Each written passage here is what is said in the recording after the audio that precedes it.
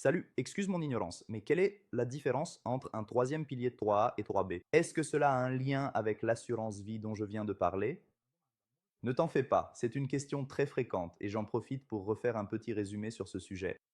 La différence entre le 3A et le 3B est essentiellement d'ordre fiscal. Donc le 3A, il est lié totalement déductible jusqu'à un maximum de 7 158 francs par an pour les salariés avec une caisse de pension. La limite, en revanche, pour ceux qui n'ont pas de caisse de pension, donc les indépendants, est de 36 288 francs par an versables dans le troisième pilier, mais ils ne doivent toutefois pas dépasser 20% de leur revenu annuel. Donc, première distinction, le 3A est déductible des impôts. Le 3B n'est pas déductible des impôts.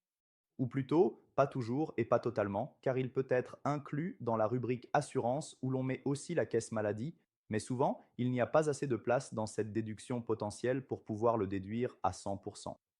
Parfois, on ne peut tout simplement pas le déduire, donc il est aussi important de noter qu'à produit égal, il n'y a pas de différence. Une personne peut souscrire un produit X en troisième pilier A et le même produit en troisième pilier B. Au niveau de l'investissement, de la couverture, des coûts de couverture, il n'y a pas de différence. La question du troisième pilier A ou B est uniquement liée à des aspects fiscaux et légaux. D'un autre côté, le troisième pilier B n'est pas déductible, mais premièrement, il n'a pas de limite de versement. Donc, on peut verser autant qu'on veut et comme on veut. Et deuxièmement, il n'a pas les contraintes de retrait que présente le troisième pilier A. Quelles sont ces contraintes? Si tu verses dans le troisième pilier A, tu ne peux retirer l'argent que pour l'achat de la résidence principale, pour l'ouverture d'une entreprise individuelle, pour la retraite, la pré-retraite, le départ définitif à l'étranger et en cas d'invalidité, pas pour d'autres raisons.